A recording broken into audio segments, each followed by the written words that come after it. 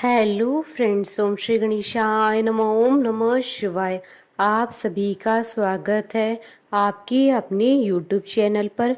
Friends, आज हम आपको इस वीडियो में बताने जा रहे हैं श्रावण मास महात्म्य की प्रथम अध्याय की कथा के बारे में, जिसको सुनने मात्र से भगवान शंकर की आप पर बरसेगी असीम कृपा और होंगी आपकी सभी मनोकामनाएं पूर्ण। फ्रेंड्स, वीडियो शुरू करने से पहले आपसे रिक्वेस्ट है, अगर आप हमारे चैनल पर नए हैं और आपने अभी तक चैनल को सब्सक्राइब नहीं किया है तो प्लीज सब्सक्राइब कीजिएगा चैनल को, साथ ही प्रेस कीजिएगा बेल आइकन को, जिससे नए वीडियो से रिलेटेड नोटिफिकेशन आपको तुरंत प्राप्त हो सके। और वीडियो पसंद आने पर वीडियो को लाइक और शेयर जरूर कीजिएगा, ताकि सभी भक्तों को इस वीडियो का लाभ प्राप्त हो सके। और कमेंट बॉक्स में ओम नमः शिवाय जरूर लिखिएगा।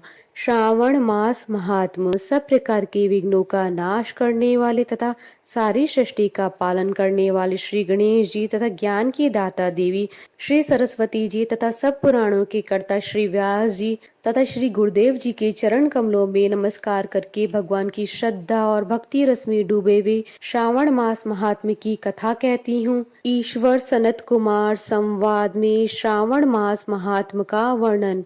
शौनकादि बोले, हे सूत, हे महाभाग, हे व्यास शिष्य, हे अकलमश, आपके मुख से कमल से अनेक आख्यानों को सुनते हुए हम लोगों की तृप्ति नहीं होती, अपितु बार बार सुनने की इच्छा बढ़ती जा रही है। तुला राशि में स्थित सूर्य में कार्तिक मास महात्म, मकर राशि में माघ मास का महात्म और मेष राशि में स्थित सूर्य में वैशाख मास महात्म और इसके साथ उन मासों के जो धर्म है उन्हें आपने भली भांति कह दिया।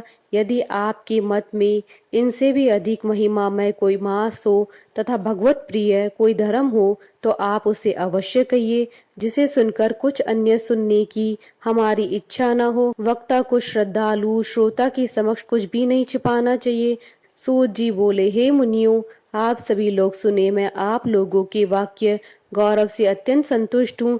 आप लोगों के समक्ष मेरे लिए कुछ भी गोपनीय नहीं है। दंभ रहित होना, आस्तिकता, शठता का परित्याग, उत्तम भक्ति, सुनने की इच्छा, विनम्रता, ब्राह्मणों के प्रति भक्ति परायणता, सुशीलता, मन की स्थिरता, पवित्रता, तपस्विता और अनुसूया, ये श्रोता के 12 गुण बताए गए हैं।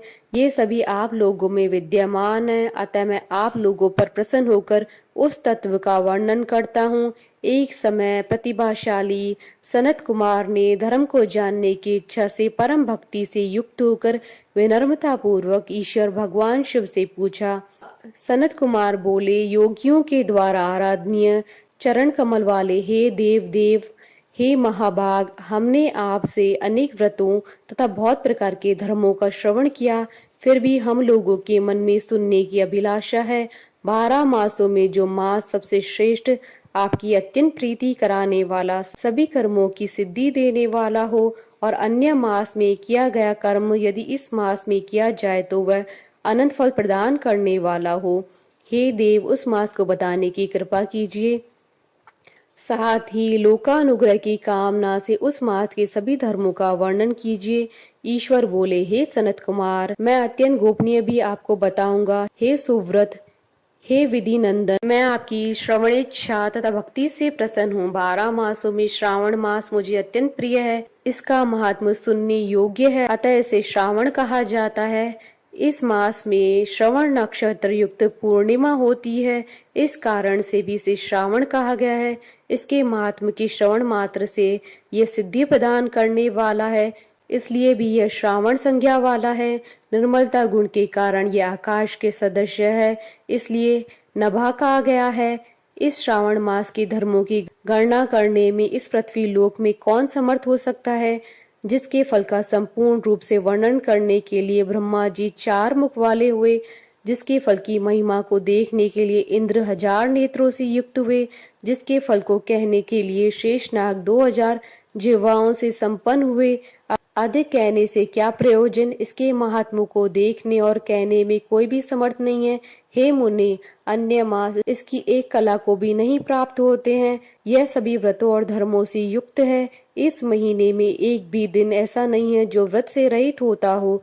इस मास में प्राय सभी तिथियां व्रत युक्त हैं। इसके महात्म्य के संदर्भ में मैंने जो कहा है वह केवल प्रशंसा मात्र नहीं है। आर्तों, जिज्ञासुओं, भक्तों, अर्थ की कामना करने वाले, मोक्ष की अभिलाषा रखने वाले और अपने अपने अभीष्ट की आकांक्षा रखने वाले चारों प्रकार के लोग, ब्रह्मचर्य, गृहस्थ, वानप्रस्थ, संन्यास आश्रम वालों को इस श्रावण मास में व्रतानुष्ठान करना चाहिए। सनत कुमार बोले, हे भगवान, हे सप्तम, आपने जो कहा है कि इस मास में सभी दिन एवं तिथियां व्रत रहित नहीं है, आप मुझे उन्हें बताइए किस तिथि में और किस दिन में कौन सा व्रत होता है, उस व्रत का अधिकारी कौन है, उस व्रत का फल क्या है और किस किस ने इस व्रत को किया है, उसके उद्यापन की विधि क्या है, प्रधान पूजन कहाँ हो और जागरण करने की क्या विधि है, उसका देवता कौन है, उस देवता की पूजा कहाँ होनी चाहिए, पूजन सामग्री क्या क्या होनी चाहिए और किस व्रत का कौन सा समय होना चाहिए। हे प्रभु, वह सब आप मुझे बताइए। यह मास आपको प्रिय क्यों है, किस कारण ये पवित्र है, इस मास में भगवान का कौन सा अवतार हुआ है, ये सभी मासों में श्रेष्ठ कैसे हुआ और इस मास में कौन कौन से धर्म अनुष्ठान की योग्य हैं। हे प्रभु, यह सब बताएं। आपके समक्ष मुझ अज्ञानी का प्रश्न करने में कितना ज्ञान हो सकता है, अतः आप संपूर्ण रूप से बताएं। हे कृपालु, मेरे पूछने के अतिरिक्त भी जो शेष रह गया हो उसे भी लोगों के उद्धार के लिए कृपा करके बताएं। रविवार, सोमवार, भोमवार, बुधवार, बृहस्पतिवार, शुक्रवार, शनिवार के दिन जो करना चाहिए, हे विभो, वह सब मुझे बताइए। आप सबके आदि में आविर्भूत हुए हैं, अतः आपको आदिदेव कहा गया है। जैसे एक की विधि बाधा से अन्य विधि की बाधा होती है, वैसे ही अन्य देवताओं के अल्प देवत्व के कारण आपको महादेव कहा गया है। तीनों देवताओं के निवास स्थान पीपल वृक्ष में सबसे ऊपर आपकी स्थिति है। कल्याण रूप होने के कारण आप शिव हैं और पाप समूह को हरने के कारण आप हर हैं। आपके आदि देव होने में आपका शुक्ल वर्ण प्रमाण है, क्योंकि आपकी प्रकृति में शुक्ल वर्ण ही प्रधान है, अन्य वर्ण विकृत हैं। आप कपूर के समान गौर वर्ण के हैं, अतः आप आदि देव हैं।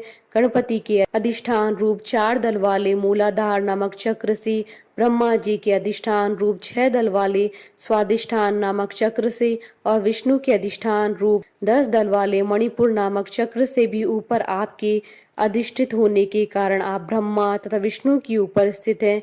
यह आपकी प्रधानता को व्यक्त करता है।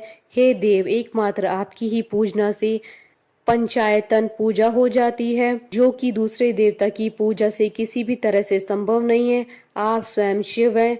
आपकी बाईं जांग पर शक्ति स्वरूपा दुर्गा, दाहिनी जांग पर गणपति, आपके नेत्र में सूर्य तथा आपके हृदय में भक्तराज भगवान श्री हरि विराजमान है। अन्न के ब्रह्मा रूप होने तथा रास के विष्णु रूप होने और आपके उसका भोक्ता होने के कारण, हे ईशान, आपके श्रेष्ठत्व में किसी संदेह हो सकता है। सबको विरक्ति की शिक्षा देने हेतु आप शमशान में तथा पर्वत पर निवास करते हैं। पुरुष सूक्त में उतामृतत्व स्वेश्वनो इस मंत्र के द्वारा प्रतिपादन के योग्य है, ऐसा महर्षियों ने कहा है। जगत का संहार करने वाले हलाहल को गले में किसने धारण किया? महाप्रलय की काल अग्नि को अपने मस्तक पर धारण करने में कौन समर्थ था? संसार रूप अंधकूप में पतन हेतु कामदेव को किसने भस्म किया? आप ऐसे हैं कि आपकी महिमा का वर्णन करने में कौन समर्थ है? एक तुच्छ प्राणी मैं करोड़ों जन्मों में भी आपके प्रभाव का वर्णन नहीं कर सकता, अतः आप मेरे ऊपर कृपा करके मेरे प्रश्नों को बताइए। इस प्रकार श्री स्कंद पुराण के अंतर्गत ईश्वर सनत कुमार संवाद में श्रावण मास महात्म्य पहला अध्याय संपूर्ण हुआ।